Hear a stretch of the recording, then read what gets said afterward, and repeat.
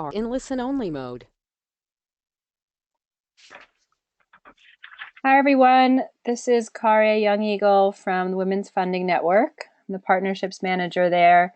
And I just want to say thank you to everyone who's joining us today. I see we have a ton of Women's Funding Network members, and they're from actually quite a global network today. North Carolina, Wisconsin, someone from Bulgaria. We've got Wyoming as well. We've got quite the crew today.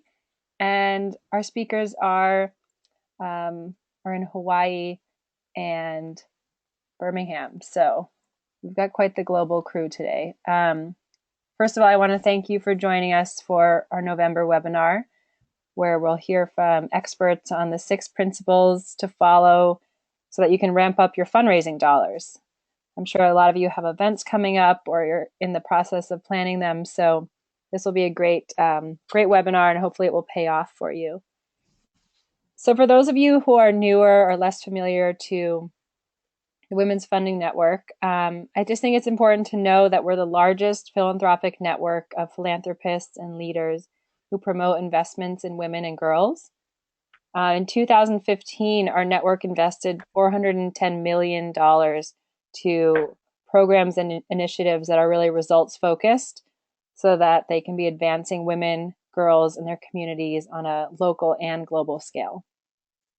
Our speakers today, I am joined by Brooke Battle, founder of Swell Fundraising, and Leela Bilmes Goldstein. She's the executive director of Women's Fund of Hawaii. And some of you have either heard of Swell Fundraising or maybe worked with their small but mighty team in the past to maybe host a fundraising event or use their Smart Party technology.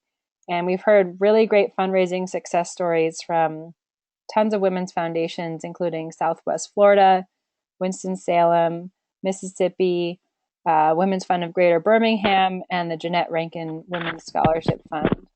So as we approach the season of giving and fundraising, it's really the perfect time to start thinking about incorporating the 6 principles that Brooke and Leela plan to share today to help position your event for success.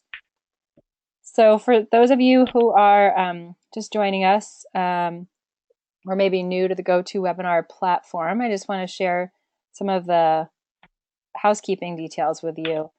First of all, you'll be muted throughout the entire webinar unless you raise your hand and want to be unmuted, your virtual hand. We just want to minimize the background noise, but we encourage you to submit any questions that pop up throughout this presentation in the question box, and it's located in your control panel, which should probably be it's probably located on the right-hand side of your screen. If you'd like to ask a question during the Q&A session at the end, there's a little hand icon that you can click. Again, it will alert me that you have a question. I'll unmute you so that you can share your question directly with our speakers. We'll be live tweeting today. Candace Elder, the executive coordinator at Women's Funding Network, will be live tweeting. So if you're part of the social media community, please join in on the conversation. The Twitter handles are up on the screen now. You'll see Swell Fundraising is at Swell Funds. Women's Fund of Hawaii is WF Hawaii. And Women's Funding Network is Women's Funding. So please follow the conversation, retweet, and add in your own comments. We'd love to see this take off. So lastly, we'll be recording the webinar today so that you can listen to it again or share it with your staff for future learning purposes. So with that, I'm going to hand it off to Brooke, and we'll get started. Great, thanks. Hi, everyone. We're very excited to be with you today. Leela and I have one major principle when it comes to events, which we consider this one as well, and that's to try to have fun. So we're going to do our best to keep this, even though we can't see you, to keep this as fun and interactive as possible. Because at the end of the day, that's what events should all be about. You want your guests to have fun, and we think that having a great event leads to great fundraising. As Karia mentioned, I'm Brooke Battle with Swell Fundraising. We're a software company founded in 2012 as a tool specifically to support the Smart Party event concept that's utilized by the Women's Fund of Greater Birmingham and several others now. It's been quite a ride. Since you're mostly women's funds on the phone, you'll appreciate it's a women-led software company. We've been through startup contests and several software iterations that several of you have gone through with us, and so I wanted to acknowledge that and say thanks for helping us get to where we are. We've now raised over $1.5 million for women's funds since inception, but now serve clients across the country. But we got our start with you guys, and so we're always grateful for you. Those are a list of the women's funds we're working with a special shout out to Jeanette Rankin Foundation. They have an event coming up on November 10th. So we always try to do that. We try to share information about all of our clients. And you can tune into that event on Thursday in Atlanta, and that's their hashtag that they're using. So we're excited about that upcoming event. Just closed out an event with Birmingham and Southwest Florida and Hawaii as well. So we're real excited about our work with the Women's Funding Network member organizations. But the thing that brings us to this call today, and we're not going to talk about the software. We would love for you to know more about that, but that's a different call. And we want really the purpose of today is to talk about great events and what it means to run a great fundraising event. By doing this software, what happens is we end up with a front row seat to events, and we see wonderful events, we see average events, and we see some that aren't so good. And so we, as a software provider for nonprofit organizations, very selfishly, we want you to throw great events, because those events, our software is more successful the better we all are at putting together the qualities associated with a great event. And so that's the purpose today, is to talk about and to highlight some principles related to great event fundraising. And that's why I'm so glad that Leela can join us today, because we have many great clients who throw wonderful events, and she is one of them. And some of these principles she does without even thinking about it. It's quite instinctive to her. And so now I think here I'm going to hand it to her so that she can tell you about the portfolio of events that they run. They all use our software now to run most of these, but to talk to you about the portfolio of events that she'll be referring to during our webinar today. Hi, everyone. Thank you so much for having me, Brooke and Karia. So as Brooke said, and Karia said, I'm Executive Director, Women's Fund of Hawaii, and we love events. We love having fun. We don't do them unless they are fun. So on the left-hand side, I'll be speaking more in depth about our tea and champagne later on this morning. That's our main fundraiser. We do very well with that one. This past May was our 11th annual Tea and Champagne. In the middle is our bowling event. It hasn't happened yet, and we're really having a good time with this. We've never done bowling before, but we're getting ready, and that's the face of one of my board members pasted onto the body of a prom goer who has been transported to a bowling alley. So we're releasing a new invitation, as it were, every week to try to get people excited about that. The bottom corner there is a dinner that we just had. We had an exclusive opportunity to have guests come to a restaurant that's not usually open for dinner. And so it was a small group. It was a very special dinner. Lots of fun, lots of great food and drink. And at the top there, it's a public event. That's our board of directors and our holiday get together there. We each brought a holiday garment to wear and have a nice time. So that's who we are, zany and fun-loving group out here on the island. That's great. Who raises a lot of money for women's causes. It's fun to watch. I've gotten a chance to watch her events online thousands of miles away, sitting here in Birmingham, and it's always inspiring. So we're going to jump into now the characteristics that Leela's events have, and that we want you to hopefully replicate. You're probably doing many of these, but we're going to talk about the underlying factors that drive donor giving at a fundraising event. And this is based on Robert Cialdini's 6 principles of influence.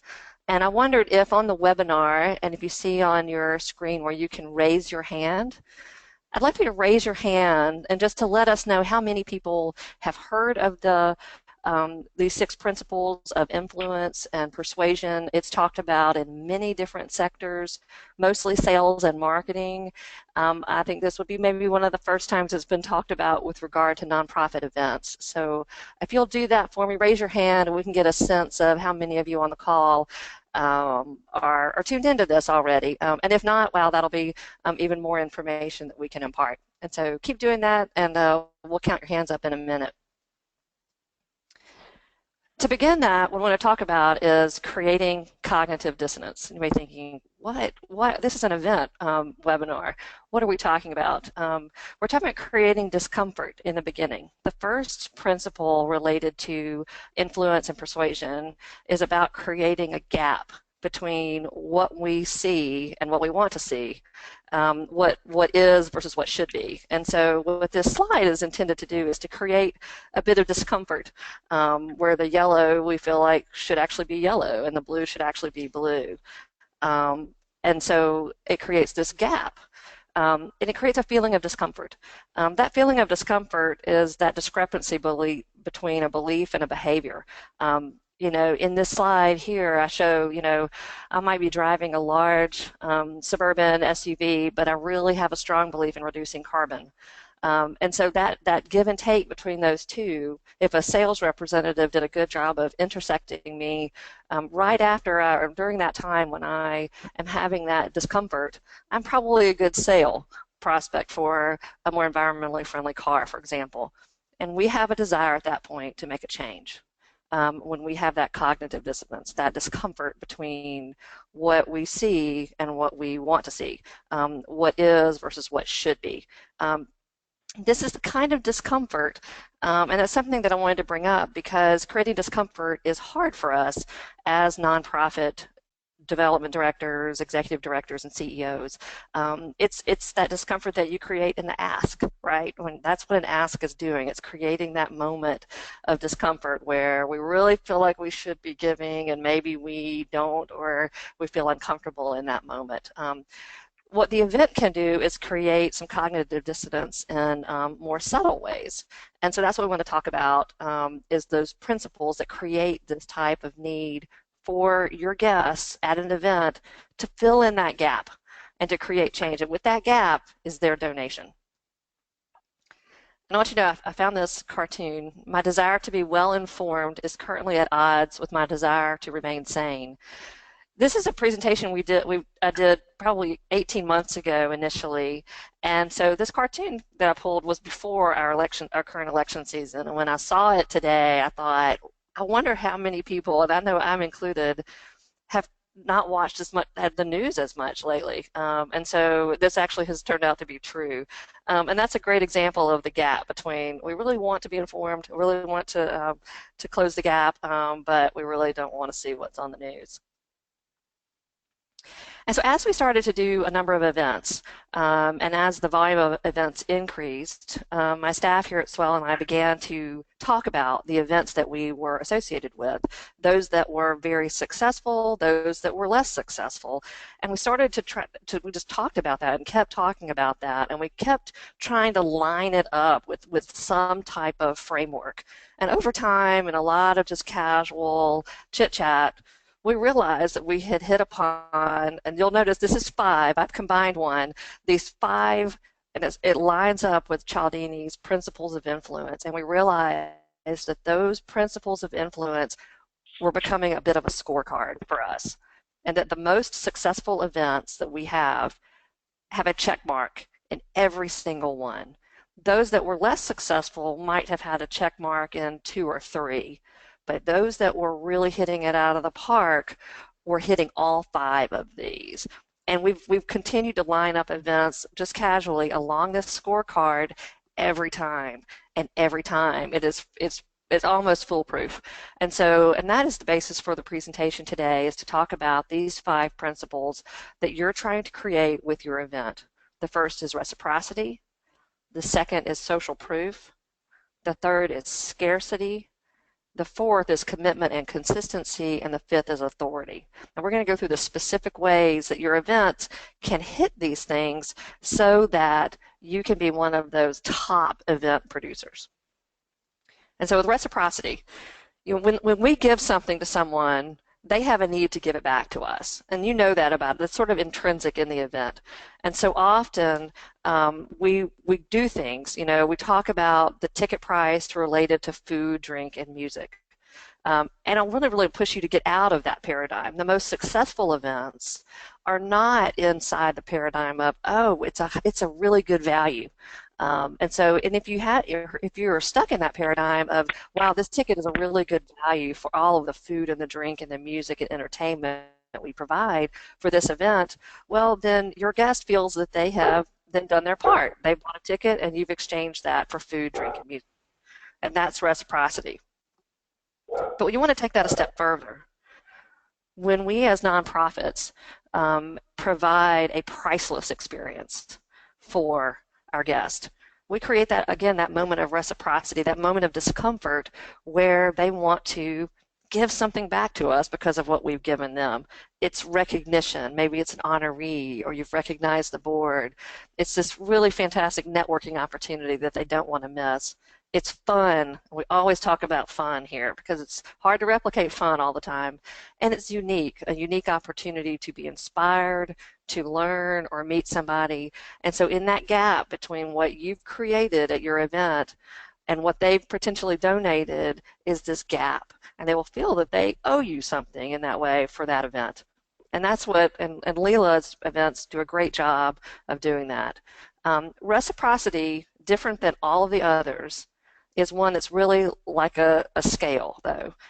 This is the one category where you, as an event organizer, can actually take away from reciprocity. So as people who we watch events all the time, we see this, and we're like, so you may provide this great opportunity on the right side where you've created this wonderful networking event, but if your guests have had to stand in a long line, or it's poorly organized, or the food is bad, then you're taking away from that scale. And so you actually can reduce that reciprocity gap that's created. And you've had this experience where you go to an event and maybe you're having a really good time and it's really inspirational, but the check-in process was not good, the communication was really off, maybe the food was really hard to find, and that took away from your experience. It reduces the gap because you want to make that gap as wide as possible so that your guests want to fill that with their goodwill and their donations. One of the things we see also is when we treat our committees and our board and we treat the event as an obligation. This is sort of that how often we require people to sell a certain number of tickets, for example. That makes that event start to feel like an obligation and reduce the intangible pricelessness of the event. We forget to thank the guests, especially after the event. But lastly, complaining about the event. When we go to an event and we hear staff or we hear people on the committee say, "Oh, I'm ready for this to be over." Events are hard work. They're full of details. They're hard work. You've got a lot of people that you're working with. We know that. But when we as leaders of events complain about that, even if we're doing it off the cuff, it removes that gap, and it doesn't feel like that you're not creating that same reciprocal relationship that you want to. And so these are the things not to do. Have a great check-in process. Don't complain. Be positive, and always thank your guests. And this is how Tea and Champagne does it. And I thought Leela could describe her event here about what it does and what it provides to her guests that creates that winning relationship. Sure. Well, Tea and Champagne has been around now for 11 years. It started in 2005, which was actually the year that Women's Fund of Hawaii received their 501c3 status. So that year, it was actually only a tea. I misspoke. It was only a tea. There were about 50 people who attended in a Chinese restaurant, and I believe they raised $2,000. So this past May, was the 11th annual Tea and Champagne. I should have mentioned somewhere along the way, a woman decided that the event would be a lot more fun if champagne were added. So we have done that.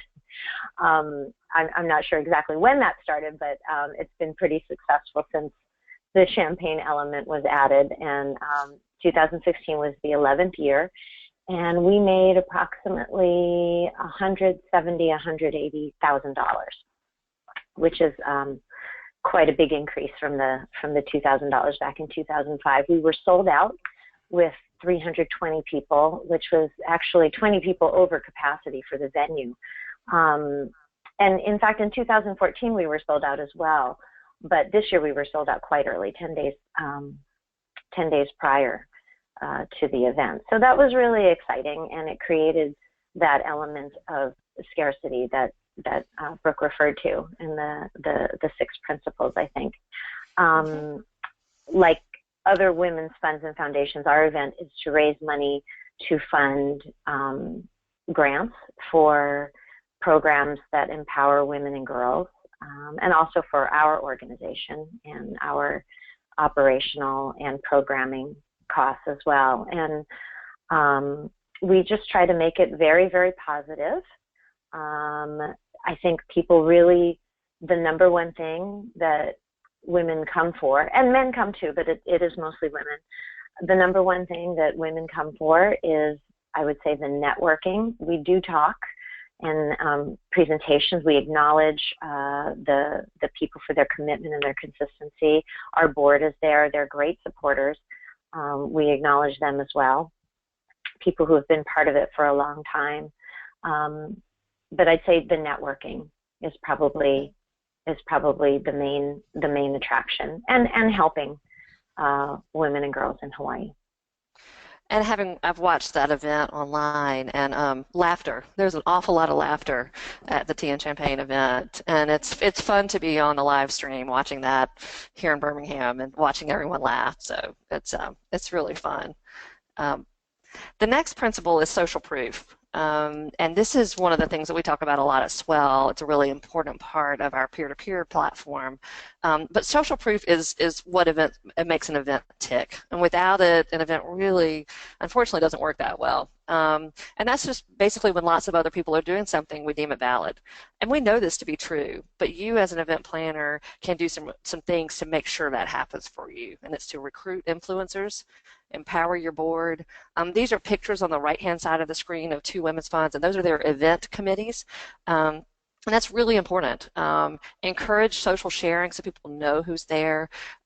Reward that activity online. The liking of that is really important. Create a culture of giving. We think that when people are doing something, not only going to your event, so make sure people know who's going to your event and make sure you've got people coming to your event, but then make sure people are giving at your event. So the transparency of giving. When you see someone give, it makes you feel the need to give too. And so the transparency of the gift can be helpful. If you see somebody giving at a lower level, you're more likely to give at a lower level. But if you see them giving at a higher level, it may pull you toward that direction. And so we celebrate that giving and make it transparent so that you, in the process, are creating social proof. So, and then we always say, don't make an ask. Don't make that exact ask. Be an example of that and elevate the examples. And so with this, we were going to do a quick poll, and that is, I wanted to see how many people have been asked by a board member. And I think, Karia, can you pull the poll up? This was to see how many people have been asked by one of your board members to replicate the ice bucket challenge.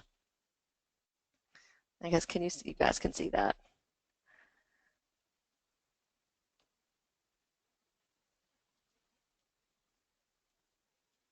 I don't think I see the poll. Is the poll up?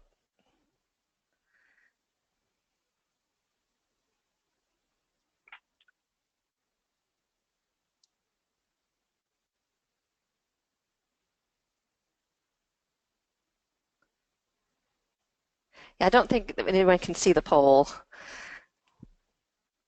I guess let's just raise your hands. Can you raise your hands for me and let me know how many people have been asked? Let's see if we can open the poll. Okay. Trying to make it work.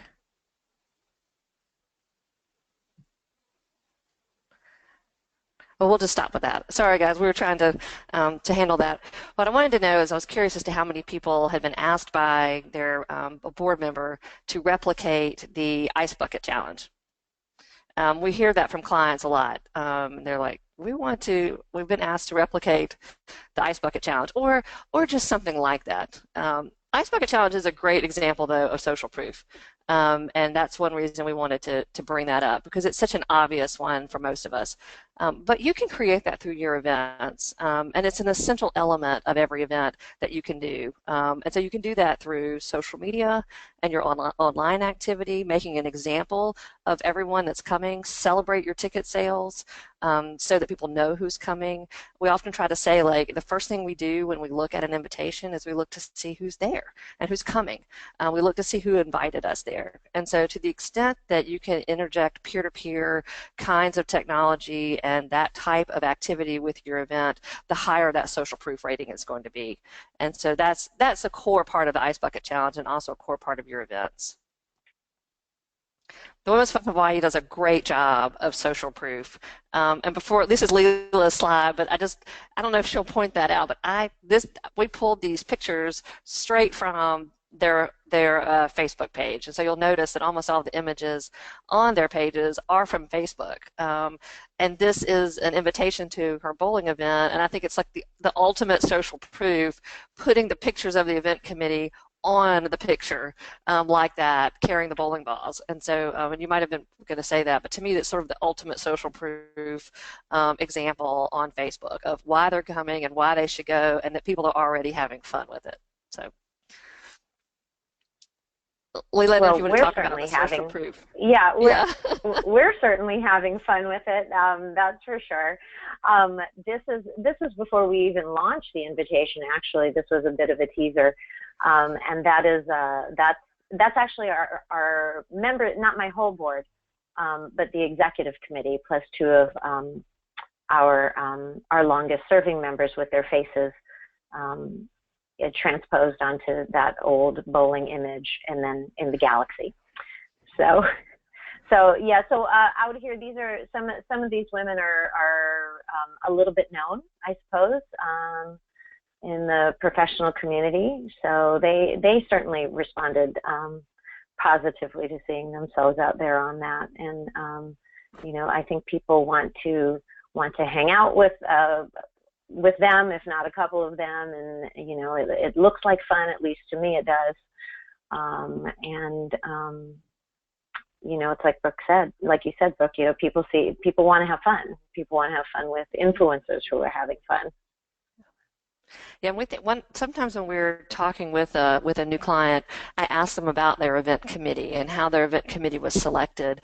And many times if an event is getting a little bit stale, you can really just change it a little bit by inviting some new people to be on that committee and thinking strategically about it, just like you do with your board, or thinking of people to be engaged with your event from a social media standpoint, that by just them putting that out there creates this social proof that you need for your event, whether it's that it's a cool event or a sophisticated event, whatever that brand is, and to create that social proof element. The third principle is scarcity. So we've been through, you want to create reciprocity, you want to create social proof, and the third is to create scarcity. When things are limited, they are more attractive to us.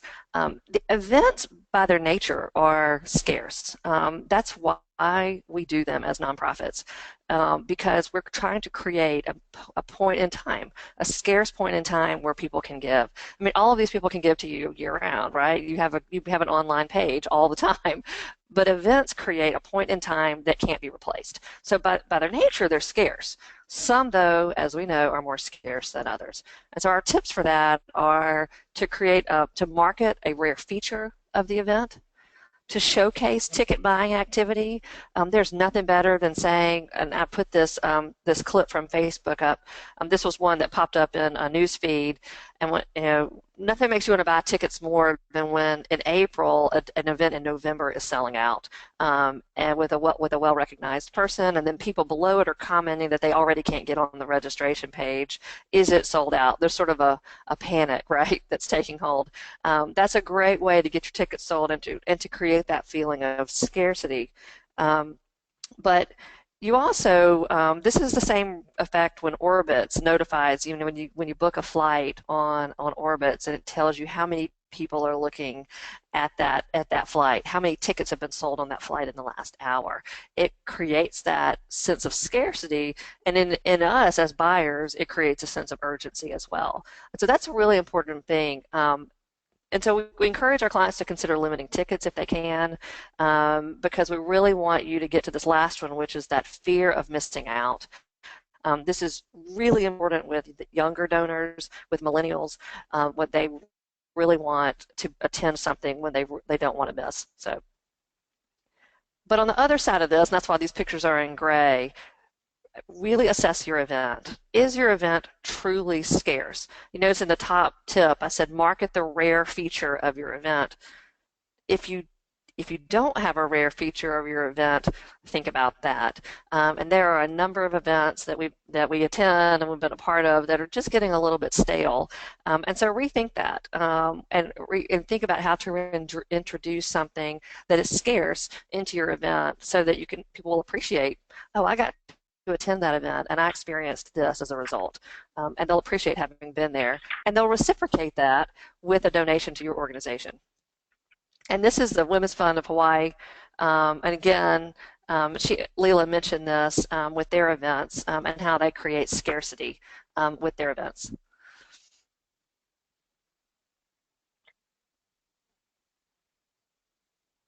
Oh, Leela, I don't know if you wanted to talk about how you create. That's okay. That's okay. I'm here. Well, I mean, I think the scarcity happened with the capacity in the for the event actually, and honestly, we didn't do it on purpose, but it just seems that more and more people want to come, and I think what might be special about it is the fact that we have a champagne sponsor, and therefore the champagne is free all evening. So that's actually the opposite, Brooke. I don't think that's not an example of scarcity. I guess in the event world, it's a pretty rare occurrence that champagne is free all night long. Yeah. I didn't say that the champagne should be scarce. Yeah, no, that definitely isn't.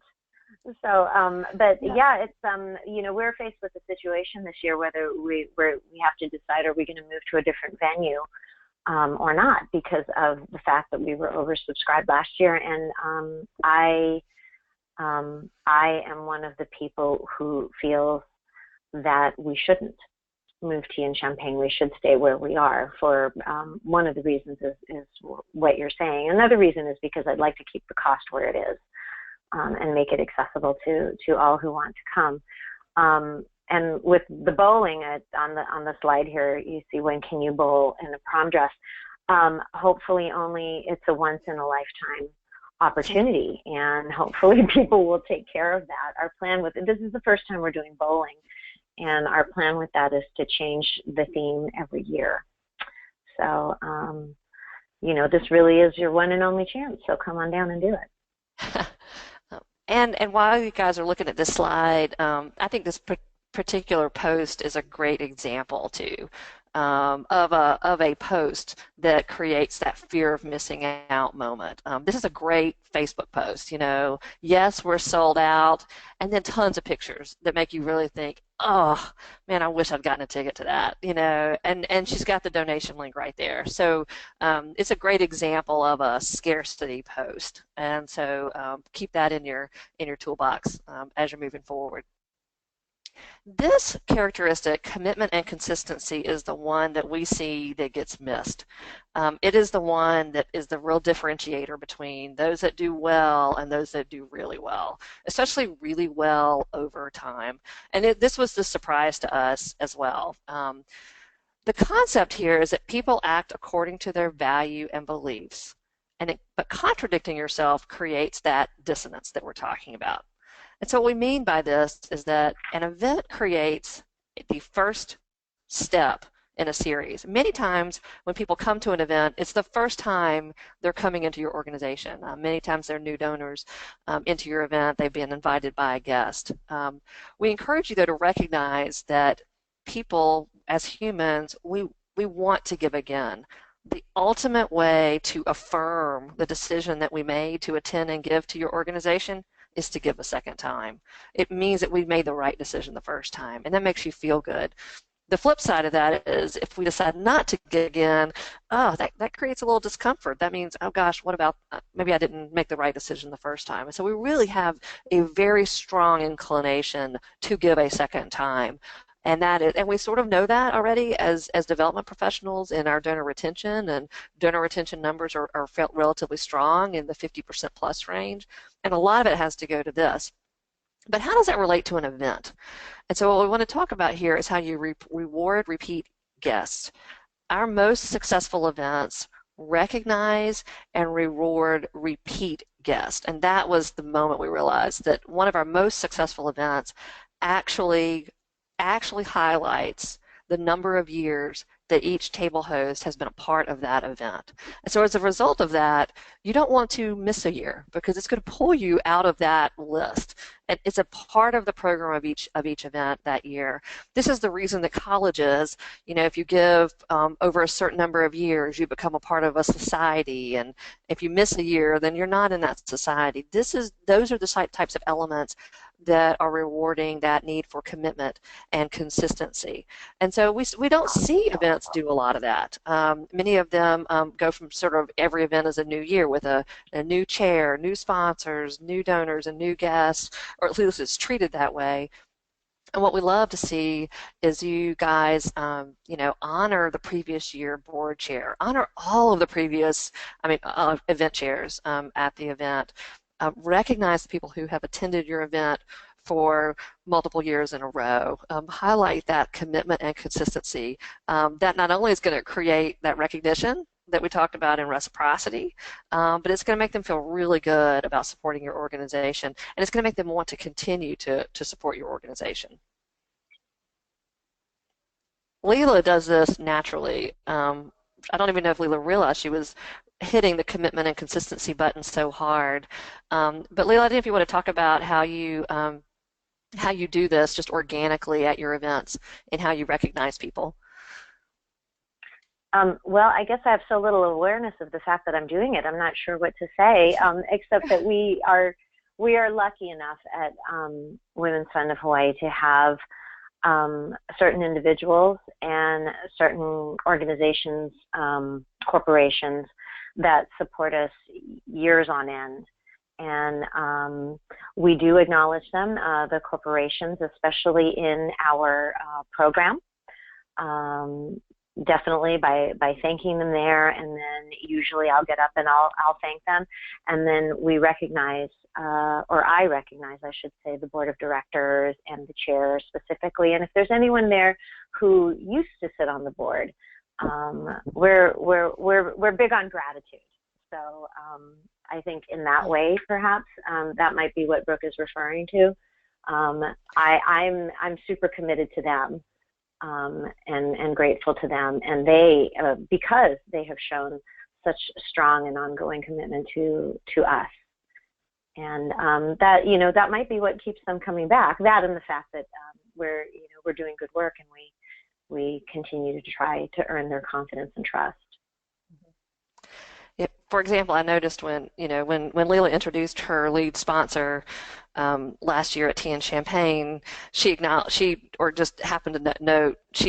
for the whole group how many years he had sponsored that event. When there was a strategic donor one year, she she just organically in her speaking noted how invested that woman was in the Women's Fund of Hawaii and the things that she had done, or not just what she was doing that night, but what she had done previously into that. And so that's what creates that feeling of consistency. And so we can do it in subtle ways, just in our language and how we talk, but you can do it in really pronounced ways. One of those, which I've seen done, is when they acknowledge, not just the sponsor logos on a slide, but acknowledge the number of years that sponsor has been involved with the event underneath their logo. I mean, little ways of saying, this company has been with us for 10 years, and that acknowledges that consistency and makes that sponsor feel really good about that. So these are just little ways that you can hit this button and check this box. And the last one is authority. And we had another poll, and I don't know if it's going to work or not, and it was to ask you how many of you have someone of authority speak at your event, and who that is. And so I think it looks like it's good. You can see the poll. And I was going to see if you've had someone of influence speak at your event and who that is.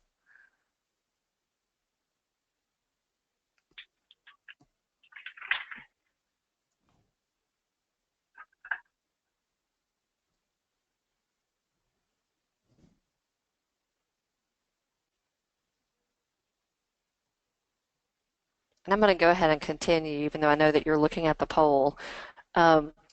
This is the last piece of that principles of influence, in that we want to have people of authority speak at our events, that we as people feel a sense of duty or obligation to people in powerful positions. And that's in effect what you're doing. You may not realize that that's what you're doing, but that's what you're doing when you put someone in front of your guests at an event. So I would say that this is like, when Steve Jobs, I don't know if you guys remember when the iPods came out, Steve Jobs engaged U2. It was Bono in those commercials telling us that we needed iPods. That works. All of these political surrogates on the campaign trail, those are authority figures that are creating that sense of duty in voters. I also wanted to highlight Atlanta Women's Foundation has an event next week. Gloria Steinem and Jane Fonda are speaking, and I thought, wow, yeah, it'd be hard not to give at an event where you've got Jane Fonda and Gloria Steinem telling you to give and how important it is to give to those causes. And so, imagine that if you hit all those factors that we talked about, and then you hit the authority factor as well. This is a common characteristic of many events, and so many of you are probably already doing this. And so an authority figure can be a celebrity speaker. It's someone impacted by your cause. It was one of the greatest things I've gotten to enjoy was listening to someone in Hawaii talk about sex trafficking from a very personal perspective. That's a board member, someone influential in your organization, someone strategic to your community. So authority is a broad term, and this is one that, like I said, most events hit, but you may not recognize that it's one of the characteristics that's so important at an event to create that need for someone to give, again, to your cause. And so Leela, I thought, Leela also hits this with her events, and you might want to speak to some of the things you've done over the years to hit that authority box. Yeah, I think that's one of the things that we do best, actually, at Tea and Champagne. Or I shouldn't say that we do it best, but the speakers do it for us. We like to invite a person who has been impacted. So not a celebrity. And, often we have to be very careful because our programs can touch on sensitive or private matters, I guess, like Brooke observed online. Our speaker that year was a local survivor of sex trafficking. And I think what that does for the audience is, or the guests at the event, is the person has credibility because they've lived through the experience they're talking about. The person talks about her life, which in many cases is starkly different from the women who are there. And she talks about the program that was funded by Women's Fund of Hawaii and what that program did, which a lot of the guests know that they're there to support programs for women and girls, but they don't have necessarily a clear example of what that program might be. And she talks about what that program did for her, or what that program did for, in the case of the person we're referring to, the girls that she's working with as well. And I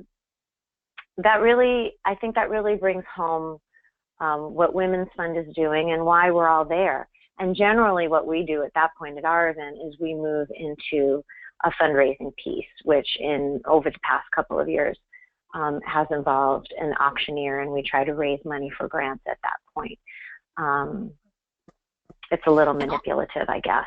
We get them when they're soft. So, that's right. But it's that gap, right, Brooke? People are ready at that point. Go ahead. Yeah. I was going to say, on yours I wrote unexpected supporter, and I was going to have you talk about just briefly your sponsor from Hilgund, and when he talks, I think you had him speak at the last event, and he strikes me as sort of an unexpected supporter of women, right? The way he stands up and talks about that. Just briefly talk about that. Yeah. So this is his first name is Bruce, and he leads up a luxurious jewelry store in all the islands, actually. I think he has a couple of stores on at least 3 or 4 of the Hawaiian Islands out here. And I didn't think that he was specifically interested in women's issues. The reason why I approached him to become part of the event, to sponsor the event, is because I thought that the people who attend Tea and Champagne are the demographic that he'd like to get in front of to sell jewelry to. And while that's true, what also happened was he got up in front of as one of the lead sponsors, along with Kaiser Permanente, he had the opportunity to get up in front of the crowd. He could have shown a video. He chose to speak instead. And he talked about how his stepmother had founded the company, that he works with mostly women, and he has a daughter, and for that reason he was very proud to be a part of Tea and Champagne and to be a staunch supporter of Women's Fund. And not only did his company sponsor the event, but I don't know if you recall this, Brooke, for 2 years in a row he's also raised his hand to pledge 2 more sizable donations at the event for the live auction piece that we were doing. So that's awesome. It was really nice to have a businessman amongst all the business women come forward and say, I'm in. Yeah. It was really powerful to watch, and that's why, in fact, I wrote that here, and I didn't say it out loud, that not only when people of authority speak, but when people of authority give, and that's where the power of a matching gift can be more impactful if it's a person of authority, different than a company, or a lot of times the matching gifts are anonymous. They're more powerful if you know who's behind it, particularly if it's a person of authority behind that causes you to feel that sense of duty. So with that, and the important thing here is that you're doing, I hope you probably heard things we've said today already, like, well, I'm doing some of that. The key here is, are you doing all of these things together? That's what turbocharges our most successful events. And when our software intersects with groups that are doing this, we have great results with them. And so I wanted to summarize, and I want you to think of this as a scorecard in a sense, and to think about your event, take a hard look in the mirror, and to say, like, am I really hitting all of these categories? And then look for the gaps and say, okay, I'm doing this okay, or I'm not doing the other, and what can we fill in order to make sure we're hitting all 5 of these? Because I expect you're already doing 3. Most we feel like doing 3. It's the ones that hit all 5. So remember, reciprocity is giving something to your guests or donors. It's really good if that's priceless. It's not good if you're thinking about the ticket value and it being a value buy. You don't really want value buyers at your event. You want to give something to your guests that they almost can't pay for. And you don't make them attend a poorly organized event. And so think about those things in reciprocity. Social proof, be sure to include social influencers at your event, leverage social media so that people know who's coming and who's there, and use social proof to create a culture of giving at your event. We could do a whole conversation on just the culture of giving at events. And briefly on that, you know it in your intrinsically, but there's some events that you go to where you're prepared to write a check or donate a certain amount because that's the norm at that event. And there are other events where the norm is different, and we know that as guests coming into an event. Well, if you want to increase the revenue on an event, then it's important to change that culture. And social proof is the way to change that culture. It's the reason that you plant somebody in the audience for a live auction. That's social proof. It's better if people don't recognize that that's your board chair. It doesn't feel like social proof then. So that's where you have to be really self-aware about how to create that culture of giving and that social proof.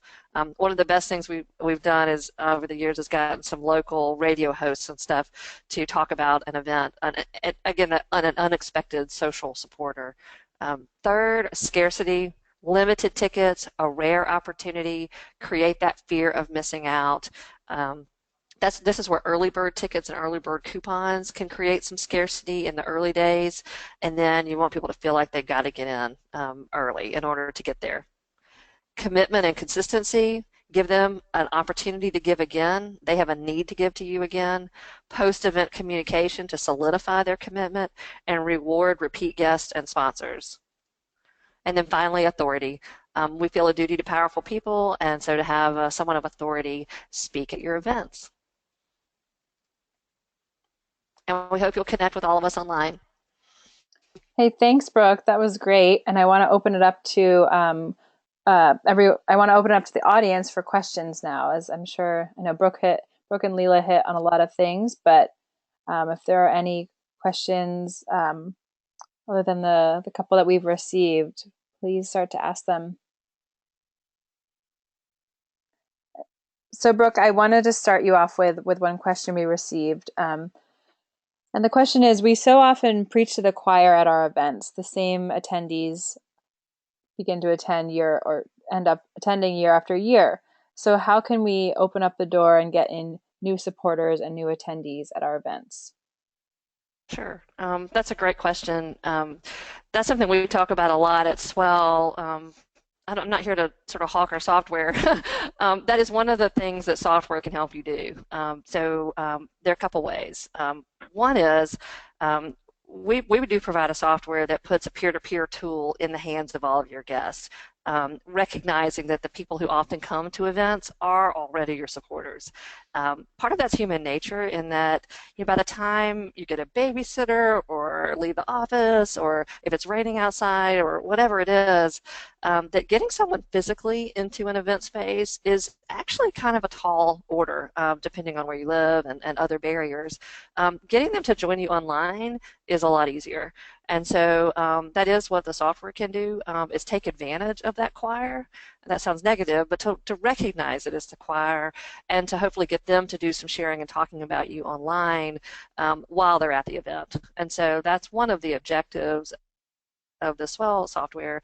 But the other thing to do, if you're non-software based, is to think about really pushing and to recognize that that might be because that the event isn't scarce anymore, that there isn't something drawing new people into that event, that those people are coming because they're so invested in your cause that they wouldn't miss it. You could do anything at your event and they would be there, right? So I would say take a hard look at the event and to say, am I providing a rare opportunity of some kind that would draw new people in? And you might need to think about kind of revamping a little bit in order to get the attention of new people. So that'd be my two quick answers to that. Leela, do you have any thoughts on getting new people to an event? We've been lucky enough that it kind of happens for us. I mean, the first thing you have to do is do a good one, right? One that's fun, one that the people are going to talk about afterwards.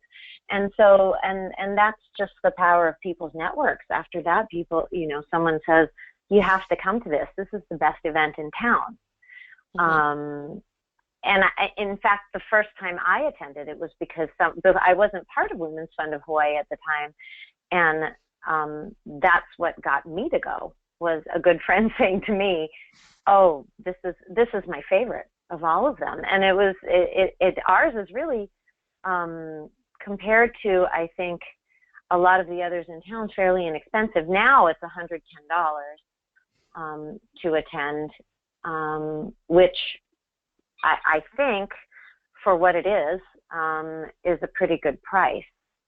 But we're lucky in that word of mouth serves us well. But also our basic elements kind of stay the same, but we do change a little bit. I think we started doing table gifts for the tables that do cost a little bit more, and the sponsor tables, and so that's added something that's a little bit different. A couple of years now we've done a photo booth, so that's been a little bit different. So we introduce various differing elements every year. That said, I don't know if people come for those elements. I think they come for dessert. I think it's the surprise and delight component of that. If something's introduced or some token of appreciation is there, and it's new each year, then that's exciting and something to look forward to. Yeah, it is, and that's not something that's been announced, though, per se. Well, I guess we did in a way. We said, okay, if you purchase a diva table, which is essentially the same table, it's just an opportunity for the host to give a little bit more money. They spend a little bit more on the table. The first year we introduced that, each person sitting at the table got a hot pink feather boa, and that turned out to be a pretty popular gift. So then we realized that, oh, well, these zany party gifts are the way to go. People seem to really like them, and so then last year we upped the ante on that. And then what started happening was people brought their own little props too. Like I think someone brought it was these glasses with giant lips on them or something. So I think we're sort of working with a demographic that just wants to have a good time. And we're lucky that way.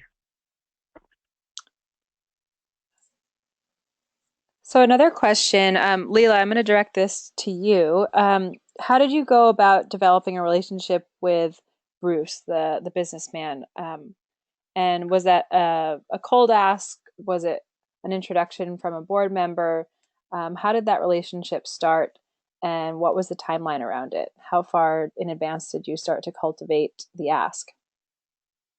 That's an interesting question. I had been friends with Bruce actually prior to working with Women's Fund of Hawaii, and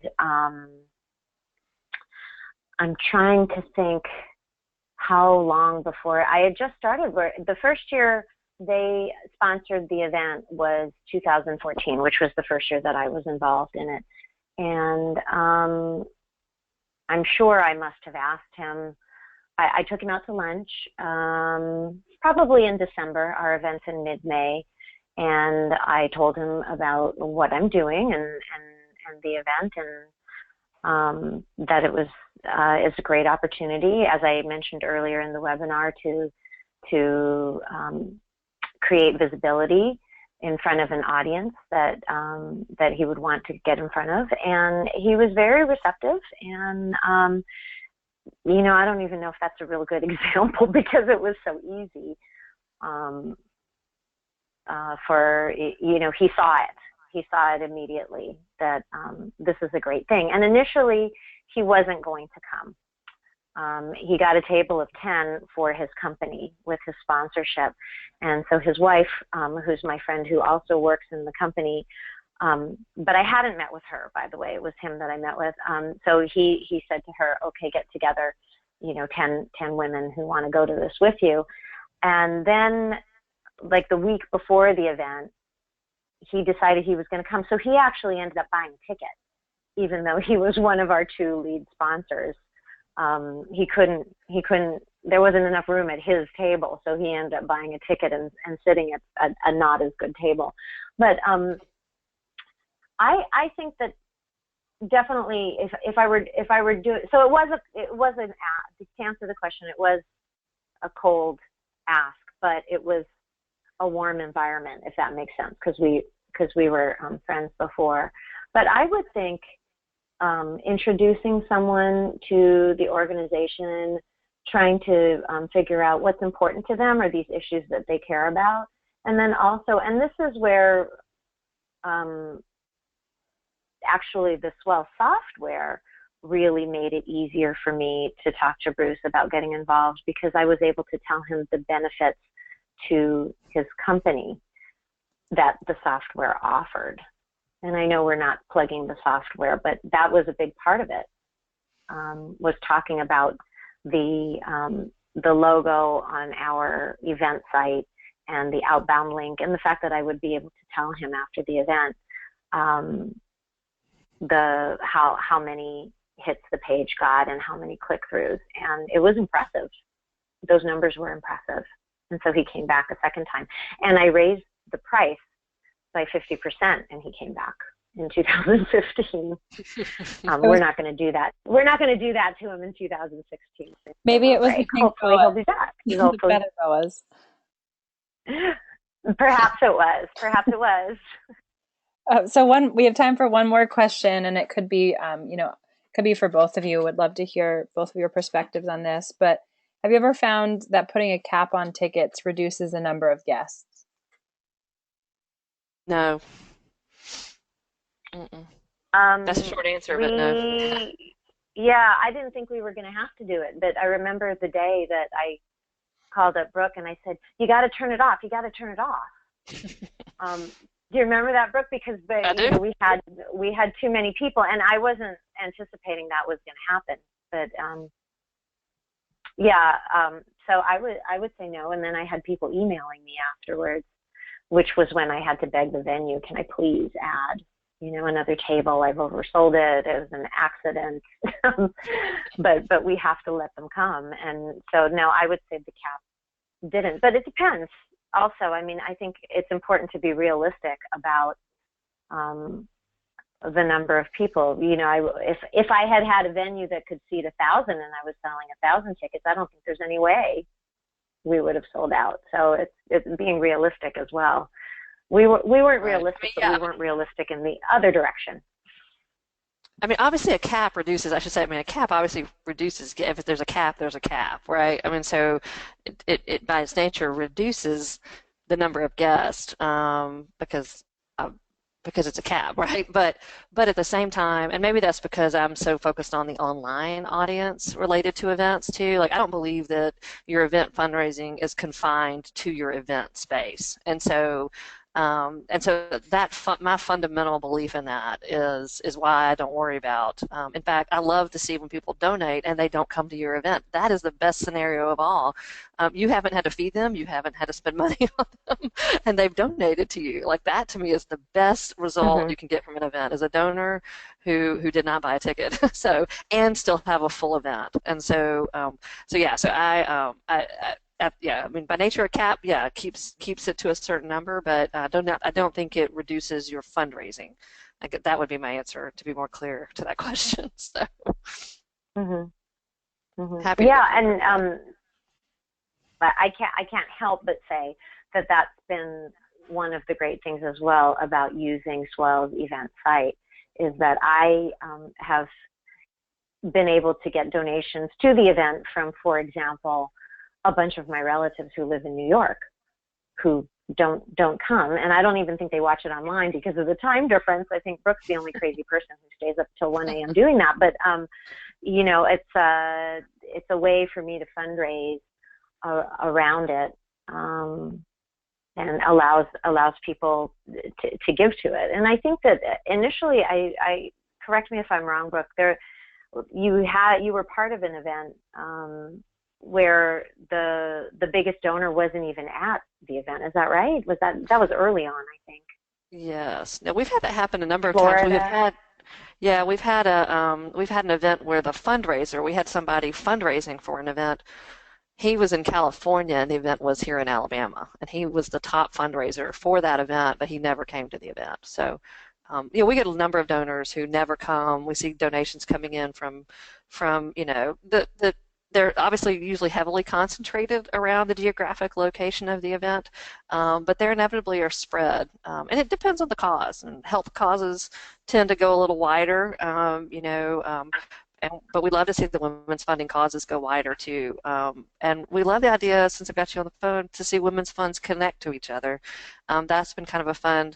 Hawaii, the time difference might get in your way, but I love to see, the Women's Foundation of Mississippi tweet to the Women's Foundation or Fund of Birmingham during an event, and watch the Southwest Florida Fund during their event, and you guys kind of tweeting and sharing with each other, knowing that you can connect to the event online. So that opens up that ticket issue a little bit, and the opportunity for donors to enter your event. And so.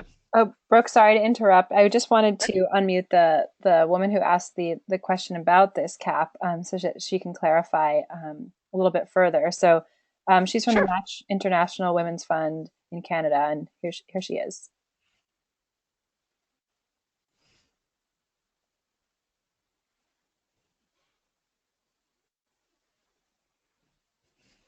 So you're unmuted now. Hi. There you go.